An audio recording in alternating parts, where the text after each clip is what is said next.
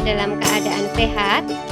Sebelum mulai praktikum mikrobiologi dan parasitologi selama 1 semester ke depan, kita akan terlebih dahulu mengenal Laboratorium Mikrobiologi Sekolah Tinggi Ilmu Kesehatan Nasional dan juga mengenal beberapa alat yang sering digunakan dalam praktikum mikrobiologi. Berikut ini kita akan melihat Lab Mikrobiologi Sekolah Tinggi Ilmu Kesehatan Nasional, khususnya Laboratorium Bakteriologi yang akan kita gunakan selama 1 semester ke depan. Teman-teman, kita sedang ada di depan ruangan Lab Mikrobiologi Sekolah Tinggi Ilmu Kesehatan Nasional. Ada 2 lab untuk lab bakteriologi, ini lab yang pertama, kemudian yang satunya ada di sebelah kanannya. Nah, untuk lab ini tidak langsung berhadapan dengan area luar, jadi ada pintu pertama terlebih dahulu di sana, kemudian kita masuk, kemudian di sini ada pintu lagi, ya. Coba kita masuk. Nah, pertama kita akan ketemu dengan wastafel di sini ya. Di sini untuk area cuci tangan dengan air mengalir dan sabun. Sana dilengkapi dengan pemadam kebakaran. Kemudian di sebelahnya ini ada rak tas untuk mahasiswa meletakkan tas sebelum duduk ke meja praktikum. Kemudian ini adalah meja praktikum, jadi mahasiswa hanya membawa alat-alat dan alat tulis yang dibutuhkan saja. Ini meja praktikumnya dilengkapi dengan akses untuk listrik, untuk sumber daya ketika perlu menggunakan mikroskop untuk pengamatan. Kemudian di sini ada rak untuk menempatkan mikroskop. Mikroskop yang disediakan cukup banyak karena masing-masing mahasiswa 1 mikroskop.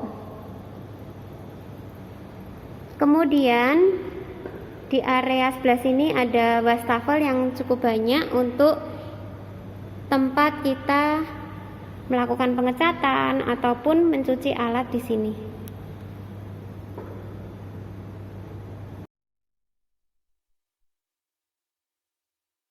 Selanjutnya, setelah ini kita akan mengenal beberapa alat yang sering digunakan dalam praktikum mikrobiologi.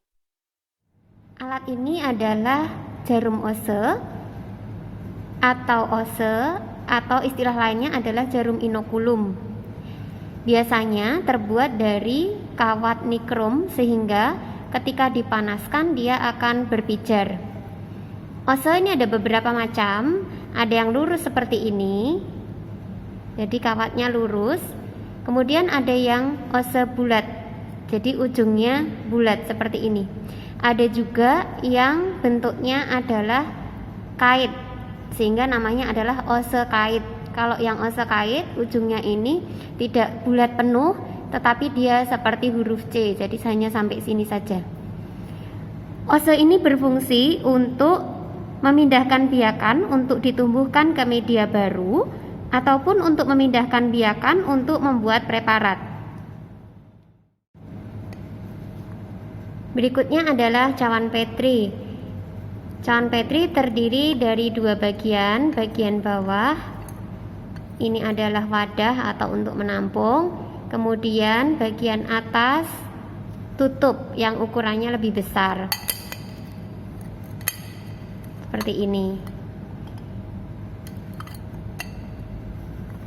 Cawan Petri berguna untuk membiakkan atau untuk kultivasi mikroorganisme. Untuk kultivasi mikroorganisme, Petri ini diisi dengan media terlebih dahulu. Jadi medianya dituang ke dalam cawan bagian bawah ini, kemudian dibiarkan memadat. Kemudian setelah media menjadi padat, bisa digunakan untuk membiakkan mikroorganisme.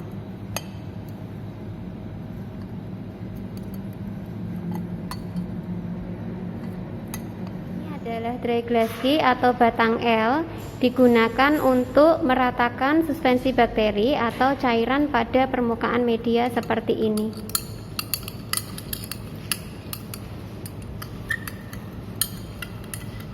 adalah pinset. Gunanya untuk menjepit benda yang berukuran kecil. Kalau di lab mikrobiologi ini sering digunakan untuk menjepit disk antibiotik pada saat uji antibakteri. Ini adalah bunsen atau lampu spiritus. Digunakan untuk sterilisasi panas langsung ataupun juga untuk bekerja secara aseptis. Jadi, api yang menyala dapat membuat aliran udara karena oksigen dikonsumsi dari bawah dan diharapkan kontaminan ikut terbakar dalam pola aliran udara tersebut. Biasanya ini digunakan untuk sterilisasi jarum ose atau benda lain yang sesuai. Bagian api yang cocok untuk memijarkan benda yang disterilisasi adalah bagian api yang berwarna biru. Yang perlu diperhatikan pada saat pengisian spiritus adalah volume spiritus yang kita isikan jangan terlalu penuh. Jika terlalu penuh nanti berisiko meledak ya.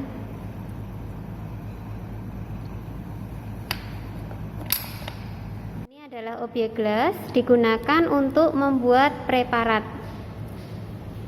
Ini adalah rak pengecatan, gunanya untuk menempatkan obyek gelas pada saat proses pewarnaan atau pengecatan preparat.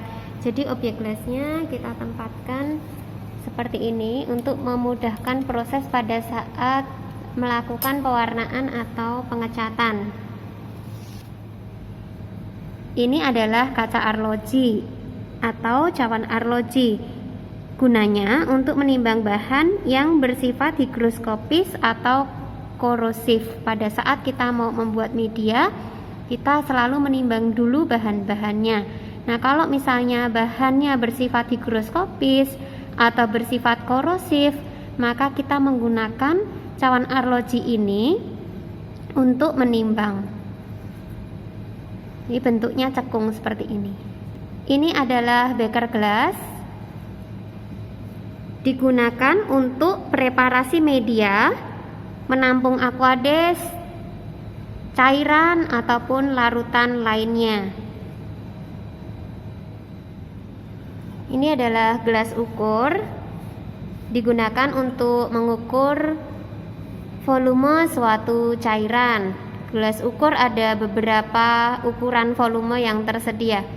Yang saya contohkan ini adalah ukuran 50 ml. Jadi pada saat mengukur volume cairan, kita pastikan volume cairan yang akan diukur, kita amati meniskusnya. Meniskus bawah tepat di garis pada volume yang kita inginkan. Misalnya 50 ml, berarti meniskus bawahnya harus tepat pada garis ini.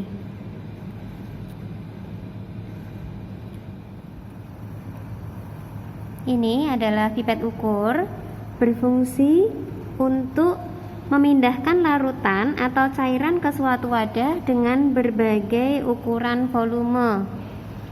Pipet ukur ada tersedia berbagai volume. Di sini saya contohkan untuk volume yang 5 ml. Jadi pada saat memindahkan cairan dengan pipet ukur ini, volume yang kita pindahkan bisa diukur secara lebih teliti daripada dengan gelas ukur. Kalau di sini pada pipet ukur 5 mili, skalanya terdapat ukuran garis-garis untuk pembacaan skalanya itu satu sekat atau satu garis. Ini adalah untuk pembacaan volume sampai dengan 0,01. Jadi satu garis kecil ini 0,01. Kemudian maju dua garis kecil ini adalah 0,1 mili. Kalau gelas ukur tadi jarak satu skala ini adalah 1 ml. Jadi kalau kita mengukur volume dengan pipet ukur, volume yang kita ukur bisa lebih teliti. Jadi untuk penggunaan dengan pipet ukur ataupun gelas ukur tergantung pada tujuan pengukuran volume yang akan kita ukur. Oke, ini adalah rak tabung reaksi, kemudian ini ada tabung reaksi. Tabung reaksi ini di lab mikrobiologi digunakan untuk berbagai tujuan atau kebutuhan. Bisa digunakan untuk menampung media untuk membiarkan mikroorganisme. Seperti ini misalnya. Jadi ada berbagai ukuran tabung reaksi, ada yang panjang, ada yang pendek. Nah, ini yang ukuran yang pendek. Ini contohnya untuk menampung media pertumbuhan mikroorganisme. Ini media padat ya, ini yang padat miring. Atau bisa juga untuk menampung media cair. Ya, seperti ini media cair. Ataupun padat tegak seperti ini. Ini adalah alat koloni counter, bisa digunakan untuk menghitung koloni yang tumbuh pada media padat plate pada cawan Petri. Cara menggunakan alat koloni counter ini, kita tempatkan cawan Petri yang berisi media dan sudah ditumbuhi dengan koloni yang akan kita hitung di tengah seperti ini. Kemudian kita tekan tombol power on yang ada di sini di belakang. Kemudian kita amati dari kaca pembesar. Kemudian kita titik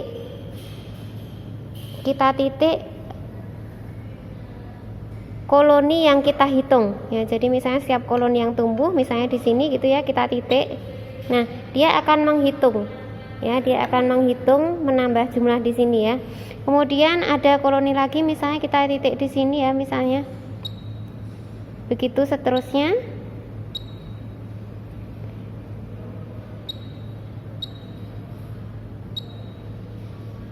Jadi cukup mudah ya menggunakannya.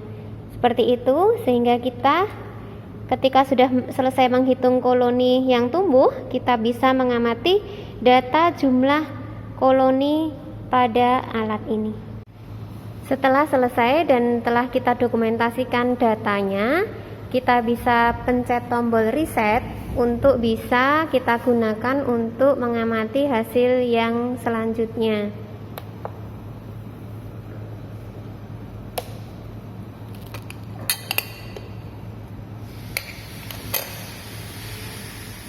Ini adalah inkubator. Alat ini digunakan untuk menginkubasi atau memeram mikroba pada suhu yang terkontrol, sehingga ini dilengkapi dengan pengatur suhu ya. Nah, kebetulan saat ini sedang digunakan untuk menginkubasi bakteri, sehingga suhu pertumbuhannya itu disesuaikan 37 derajat Celcius. Kita buka dalamnya seperti ini, pintunya double ya, seperti ini. Kemudian ini yang pintu kedua. Nah, media yang sudah diinokulasikan dengan bakteri kita tempatkan pada ruangan inkubator ini. Ini kebetulan sedang menginkubasi bakteri pada media cair, sehingga digunakan rak tabung reaksi seperti ini supaya stabil menempatkannya. Kita tutup lagi.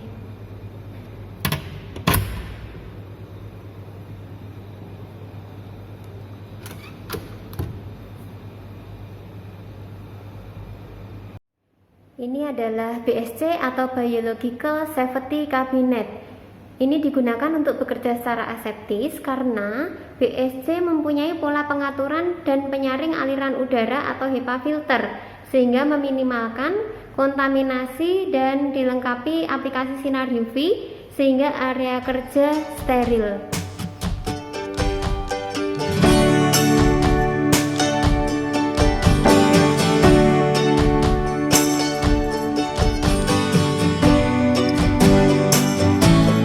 Tentang pengenalan laboratorium mikrobiologi dan pengenalan alat di lab mikrobiologi.